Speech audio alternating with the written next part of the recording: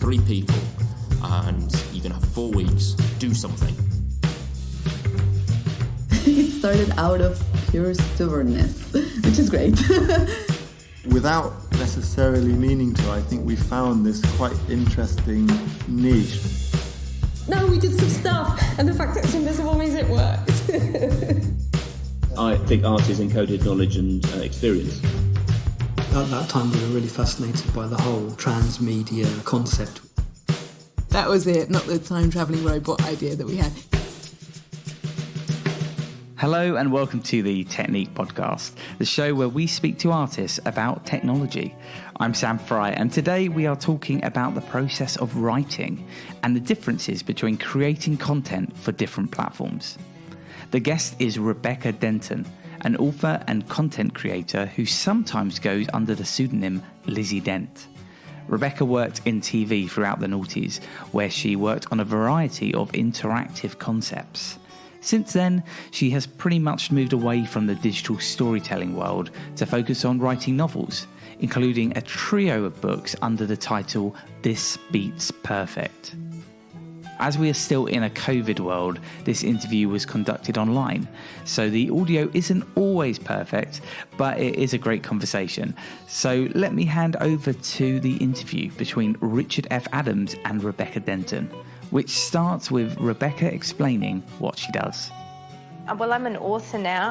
I do actually have a day job. I work at Red Bull in content in Salzburg, actually. But on the side, I'm now an author, and I'm on to my 4th book, my adult debut. So I did 3 sort of young adult books beforehand, which were kind of around living in London and being into music. And then I decided to write a super uber commercial fiction for adults under the name Lizzy Dent. And that's coming out with Penguin next year, so I'm really excited. I'm actually in the middle of edits at the moment, so it's not a fun way to spend a Sunday morning, so I'm grateful to chat to you today. So that's it in a nutshell. And you've made that shift. Of your background, obviously, is you spent a lot of time working with big TV companies, certainly throughout the 2000s, on interactive content, and both of us have sort of made a move away from interactive TV and have sort of gone on to other things. You've made the opposite journey to most, in that a lot of authors are grappling with the notion of digital, and interactive storytelling is all over the news because of things like Bandersnatch and stuff. But you've kind of made the opposite journey, where you've gone from non-linear to linear. I'm kind of amazed, really. You know, for a good solid 10 years of my TV career, I was really wound up in the idea of the future of storytelling, and that word transmedia that was thrown around a lot, which seems to have vanished off the face of the earth now. Or maybe I've just left the scene. But, you know, cross-platform storytelling and multi-platform storytelling and all the different guises that it came in. But essentially it came down to how do we tell stories in an interactive and unusual and, I guess, modern way. For 10 years I worked in some pretty innovative, for television anyway, content departments. And we took TV shows like The Amazing World of Gumball and we stretched them out across digital with like Twitter feeds and fake YouTube accounts, and we tried all sorts of things to kind of tell the stories across platforms and interactively. And in the end, it felt like a lot of work for a very little reward. It was really very difficult process that I don't think we ever really nailed. And still, amazingly, the company that I'm with now, we will have creative brainstorms and someone will say, is there a way to make that interactive? And I find myself sort of sitting back and thinking, just tell a very strong linear story, because that is always going to be better. You obviously see Bandersnatch, the latest poster boy for interactive TV, and it's not doing anything different to what you've tried and what I've tried in the past, but it does it better, without a doubt. I mean, it doesn't do it so good on a poor connection, but there was that sort of technical overhead, wasn't there? Definitely. Bandersnatch is an interesting example. Obviously, I played it or watched it, however we say, all the way through the different various endings. But it struck me when I finished it, I was like, well, this is good, but it's not what I'm going to want 9 times out of 10 or 19 times out of 20 or even 99 times out of 100 in a story. I don't know how often I want to be active in my own entertainment. Sometimes I don't. Most of the time I don't. Going back to sort of my own early experience, the first jobs I was involved with making interactive were game shows. And that was back in the early 90s, and that was specifically because I think the company had recognised that actually we couldn't at the time make anything truly interactive, but what we could do was layer a game on top of a game to give you a sort of effect of playing along at home. But I was never sure how storytelling would work like that, and we struggled with early experiments with soap operas, for instance.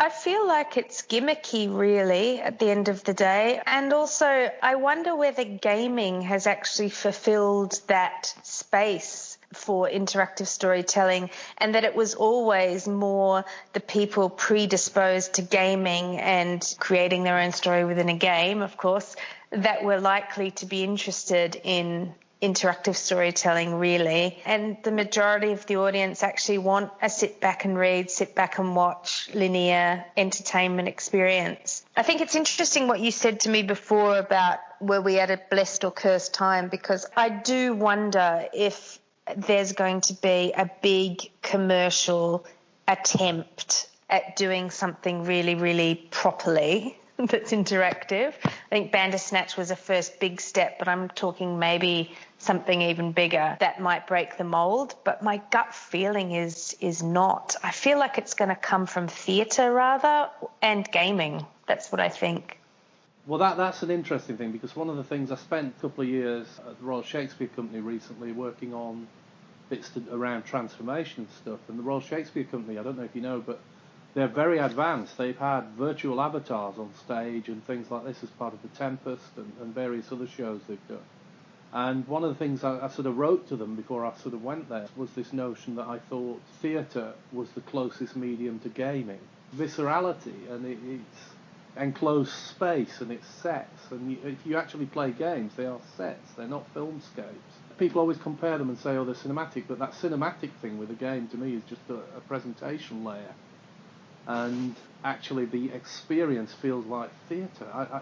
I'll give you an example. I recall sitting at the stage, next to the stage at the RSC, because I could go and watch as many plays as I wanted. And there were a couple of people, actors, just in front of me who were having a, how shall we put it politely, a love clinch on stage in front of me. But that was so real compared to that.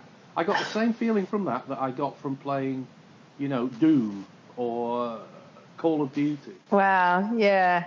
I mean, I agree with you. I don't know if you saw the Punch Drunk show. I can't remember the name of it, but it was the Americana one. Well, that blew me away. I mean, that was basically, it was a story on a loop with several different endings and subplots. And as an audience member, you walked through the story freely. You wear a mask, a bit like, so that the people in the audience are sort of, I guess, pushed a little bit into the background. But you can walk freely through, I think there's, a good dozen incredible sets trying to piece together this story. And it was absolutely incredible. And I went and saw it 3 times. It blew me away so much.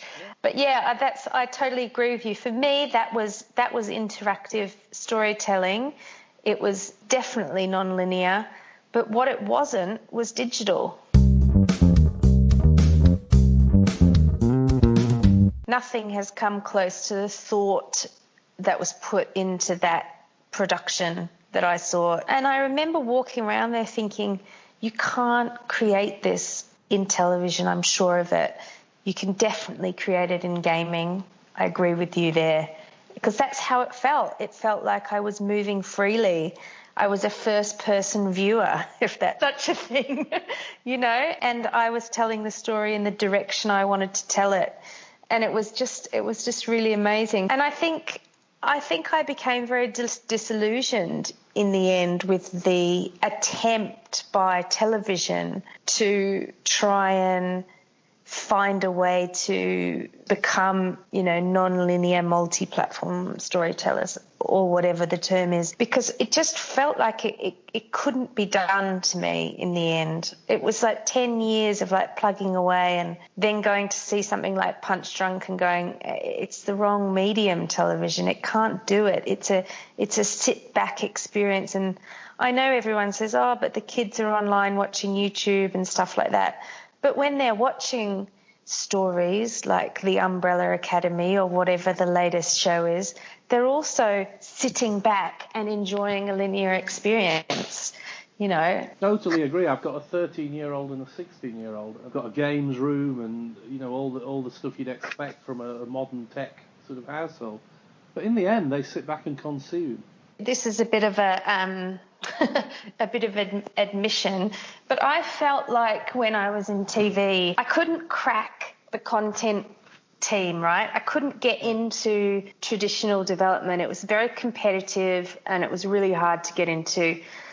But I could work in digital and I could work in digital content. So I felt like in a way I was doing it because I couldn't do the other thing at that time. And I felt like there was the coming together of people from gaming, people from the web builds, and I'm going back a few years here now, the web team, the gaming team, the marketing team, and they were all trying to create something that they didn't actually have the skill set for as well. That was another thing I felt.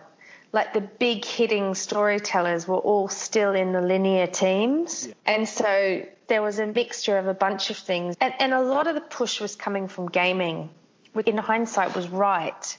But at that time, a lot of the game builders were just doing like really simple flash games and like really basic stuff, and they were saying, interactivity, our game's been played 1 million times and we need to do more interactive storytelling and stuff. We didn't have the money. We didn't have, I think, the skills. We didn't have enough permission to work with the IP as well, even though, like, for example, at Cartoon Network, we owned, and a lot of the creators were from Cartoon Network and we owned the IP. It was very difficult to get on board any of the talent from those programs. They weren't interested. They didn't care about it. Funnily enough, by the mid-2000s, I was a creative director at a company called U Media. At that point, we were having more trouble with the talent, like exactly what you're saying, than we had 10 years earlier in the mid-90s. When we were doing analog interactive overlays in the early 90s, we were doing it with ITV, Channel 4, so I was turning things like game shows like Play Your Cards Right and Family Fortunes, Family Feud as it is in America, into interactive versions, and we did Channel 4 racing and things like that. And they would come along, look at what we were doing, and they would actually modify, for instance, their on-screen graphics so that our graphics could sit alongside them. In the early 90s, they would do that. 10 years later, no chance. Yeah, I mean, I remember it got really contentious sometimes. You'd come up with an idea and you'd go and get it signed off by your creative manager and maybe the marketing team and perhaps the head of digital. And then somebody would say, oh, you better go and show, original content and development that and make sure they're happy. And then you'd get, you'd open a whole can of worms and why are you guys writing this and you shouldn't be involved in doing that and why hasn't that come through our team? And then we'd say, well, okay, well, we'd love you to get involved, and they'd discover the budgets were, 20, 30 grand. No, sorry, we're actually too busy. I mean, it was tricky. But, what was really freeing for me, so when I wrote my first book, was like, just this idea that somebody would hold that and come back to it, I don't know, a dozen times over a week or however long it took them to read, and that they were just completely consumed in that one world, from words on the page, from a story start to finish. It was so much more satisfying than anything I'd ever done. It was just a whole different creative process. It was much more personal, even though there's editors involved, it's not collaborative writing a novel, much like I suppose creating a piece of art isn't particularly collaborative. And that's freeing. It's really freeing. It's like TV's great. I mean, it's a great creative profession. But I'm definitely more creative than I've ever been. A whole new level of what I never thought was possible from myself has opened up now. That's a classic artist journey, that you kind of found something where your voice is particularly effective, and there's sort of a feedback loop that once you find your voice, you start to feel free. Whereas I think what you'd said just previously was we were, working in interactive TV, trying to do interactive narratives, but there were so many mundane other things controlling what you could or couldn't do, not least of which was the technology, but mostly the business. So suddenly you're sat at a desk writing, and there's nobody telling you what to do, how to do it, or even why you should be doing it. There's no reason other than you want to do it. In TV, I think there are jobs that get close to it. For example, if I had taken up screenwriting and written a pilot, and obviously it's massively collaborative, but you do get that original kernel moment where you're like, I've got an idea, I'm going to write it down, it's going to become a book or in that case, maybe a pilot script. But yeah, I think in the end, it goes through so many hands in TV, and there's so many pieces to the puzzle, isn't there? How a DOP shoots it, how an actor delivers a line, how an illustrator, if it's animation, draws a character, how a head of content changes the motivations because they want to send this message. It's just hugely collaborative from start to finish. You get the kernel of the idea, but then it becomes part of this big process. So I think in TV there are areas where you can get a hint of it, but you'll never get it like you do when you sit down and just write for yourself. I think for me, as I got older, I became more brave. And so, TV's a very critical environment. I don't know if you agree with it, but I found that I was surrounded by a lot of very critical people. And it used to frighten me to put my ideas forward too strongly. I found the environment quite aggressive in a way. I wonder if TV attracts a lot of creative people who end up in an environment that's quite stifling, and maybe that's why it has the quite vicious competitiveness. Perhaps that's why, I don't know. I haven't really thought about it in great depth. Do you feel artistically freer that you're not having to wrestle with the technological aspects of this? There is no distraction. There is only the story. It's just you and the page, from start to finish. And I don't need to think about the reactions of my audience in terms of their physical movements. I don't need to think about how can I stop them from picking up the phone at this ad break, and you don't have to think about all of those little things that used to be so important to me, because the platform is pretty straightforward. It's a book or an ebook. And the method for consuming my story is to read it or listen to it. I've got to say, I really do like audio, side note. I think I like it more than books. You mean audio books? Yeah, audio books. But then, from that, I really, really like podcasts. I'm amazed. I don't even listen to music anymore, When I put my headphones on and I've got something to do, it's all audio now, and it's getting better and better and better, the offerings that you can find now. Podcasts, audiobooks are getting, they're becoming like plays. I don't know if you've heard Daisy Jones and the Six. Have you heard of that book? No. The novel is written in the style of a documentary, so it's like interviews. Yeah. Instead of getting just, somebody to read the audiobook, they've actually cast all the characters from the book, including like Jennifer Beals is the lead woman in it. And it's like listening to a play, a radio play. It's like it's really taken audiobooks onto the next level. So funnily enough, I am starting to wonder if there is a book format I can write with that in mind. It doesn't leave you entirely, does it? Well, no, but it's interesting, isn't it, that what you're talking about in British terms is a return to the Radio 4 things, of BBC dramas and things that were done on radio and done exceptionally well. And that really have never gone out of fashion with a certain audience. For me, it's very interesting. The BBC is a good example that they took down their radio app and launched something called Sounds, BBC Sounds, which is actually doing what Spotify does, but without the pop music. It is mixing podcasts, drama, comedy, and stuff that is not going anywhere near their radio output. Absolutely reflecting what you're saying. I mean, audiobooks have been a massive success, haven't they? And they're growing. They are. They are growing and growing and growing. And digital ebooks, the Kindle, with the digital transformation of publishing, Kindle and ebook, have done well. But by far the thing that's shone has been the rise of audio. It's just incredible. And for me, because I'm a busy mother of 2 kids who has a day job and writes on the side, so you can imagine how much free time I have in my day-to-day life when I've got stuff to do, like cleaning the kitchen and putting the washing on. I can listen to audio, like I can be entertained and enjoy myself through audiobooks and podcasts in a way that no other entertainment, except of course music, can do, but no other storytelling format can do, because I don't have to engage my eyes. All I have to do is engage my ears, which means I can do other things. And so that's the thing that's so strong about the audio format.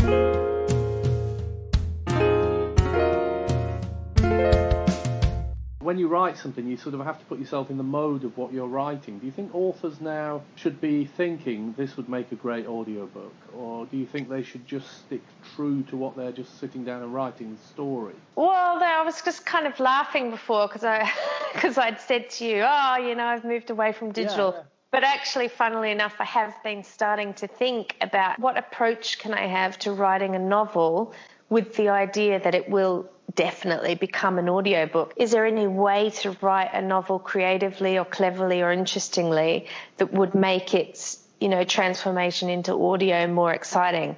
So that example I gave you, Daisy Jones and the Six, I'm sure that Taylor Jenkins Reid, I think is her rock star name, the author, I'm sure she didn't write it thinking this will make a great audiobook, but you know what, it made a really good audiobook.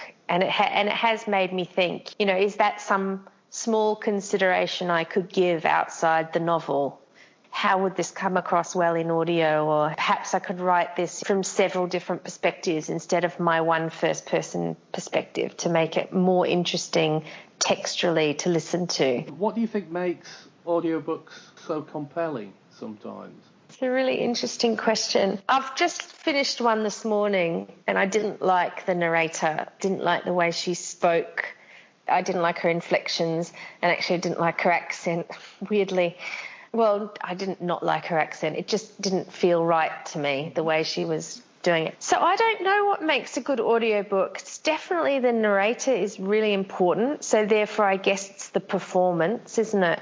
I suppose. So if you've got a well-told story performed well, then it's very, very compelling. It is intimate, but then it does depend a little bit on the style of the book. The one that I just finished I didn't find very intimate.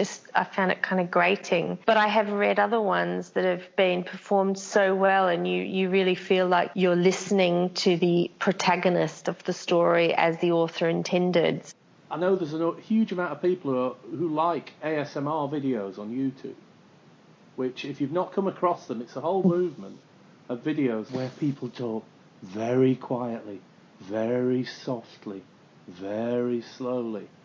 And they're getting literally millions of listens where people are commentating or just talking on things and this, that, the other. And it strikes me that if there's a market of literally tens of millions for people speaking quietly, slowly, soothingly. It comes back to what you said about the accent. The accent isn't right, therefore it grates with you, but if the accent's right, it sort of lives with you. Yeah, that's a great description of it. Sometimes when I put the headphones on and I sit down and listen to an audiobook, I'm just completely consumed. And it does it that way that a novel does. So yeah, you have the voice, but you still have to imagine everything else. So you get a bit of both worlds, I think, in that sense, if it's done properly. Maybe it all does come down to that individuals choose how active they want to be in the story, right at the end of it. Books you are completely active. You're thinking about everything, the voices, the sounds, the smells. You know, you're reacting to the words off the page and creating so much of it in your own mind, all the way to an IMAX cinema experience where you don't have to do anything. You know? No, absolutely, and you're literally just placed looking through a window into that world. You're just sponging. Yeah. It's No, but I think total. maybe there's something in that. How do you think that the form of writing is likely to be changed by considering audiobooks while you're making it? Not yet, that I know of. I mean, more experience than people than me would know, but I definitely think that that's coming. Audiobooks and the whole rise of audio at the moment does certainly suggest to me that, for example, would a written for audio story ever become a printed book? And yet books, and this is probably why so many people like to write them, books have been turned into everything. Yeah. Audio, film, TV, games, board games, I mean, everything. But the question is, will audio ever be strong enough to be the primary format? Maybe it's not about the format, maybe it's about the genre. Which is what we always used to say about transmedia and cross-media back in the day. It was just always like every single time we sat down to come up with a concept, it came back to the same genres. It's only going to work in like sci-fi or something that's got a technology thread to it. And when we had the big ideas, that is, anyway, we used to think, oh, you know that series that came out, Mr. Robot? Oh, you know, that I don't know if there was any digital storytelling part to that, but that's the kind of show that, you know, you were thinking about, I guess, something that had a real tech element to it that you could potentially exploit for another online complementary story or thread. That's where Bandersnatch worked, isn't it? Because part of the Black Mirror thread. He's obsessed with tech. He loves it, you know, Charlie Brooker. But I wonder, you know, going back right full circle to the start of the conversation in a sense when we talked about Bandersnatch and things, it's just, I can't help thinking that's another novelty in a sense, a very well done novelty and brilliant and all of that. But I can't see a sustained series like that. No, I don't see one at all. I mean, maybe someone will do it one day, but you know, I don't think it will be a smash success. Have you come across many writers who are technologically aware? Because I see a lot online of people who are trying to help authors through technology. People that write novels much more successfully than I do, they're very clever storytellers. And I don't know how much of them are going to be interested in anything beyond getting their story out on the page. It's a totally different kind of creative, really. And I don't know that enough people have been attracted to the idea of cross-platform storytelling to really take it to that next level. And that's why I agree with you, Bandersnatch was such an anomaly, really, because you had Charlie Brooker's fascination with technology and his brilliance with storytelling. And finally, I don't know how many times I've had conversations about creating choose-your-own-adventure content. I mean, 10, 15 years of it. I mean, really. And great, he finally did it and showed it could work, and I think probably proved that it's not really a sustainable format. It was a great one-off. I mean, I kind of look at all the different disciplines now, and I think, you know, gaming is what it is because the people that are attracted to gaming love to insert themselves in the story. They love that interactivity, and more they love a strong story within that playground. You know, and TV, people that like TV like to sit back and watch. People like me like audio because it leaves me free to do other things, menial tasks that I need to get on with. You know, people like books because of the sort of curl up and cozy and lose yourself effect that we were talking about before. I think when I worked in TV, we had this kind of expectation that people would evolve beyond that and want, you know, a piece of everything. And, you know, I'm in my 40s now and I'm never going to take up gaming. It's just never going to happen. I know what you mean. You're not going to become a hardcore gamer, but you may well be playing casual games on your phone. But you're right. You know, you're not going to change it. And we thought back in 93, you know, we thought, wow, I've got This game show, suddenly interactive layer, who couldn't love this? And of course, nobody's bothered. I know, and if you look at even like things like X Factor, a friend of mine worked on the apps, you know, they put out some, I can't remember what the formats were, clap along or guess the vote or whatever they were. I mean, people did play them and they were very successful, but really it was just, I think there was prizes involved, and it wasn't because people wanted to insert themselves into the story. I mean, they could do that with their phone vote. And how old-fashioned is that?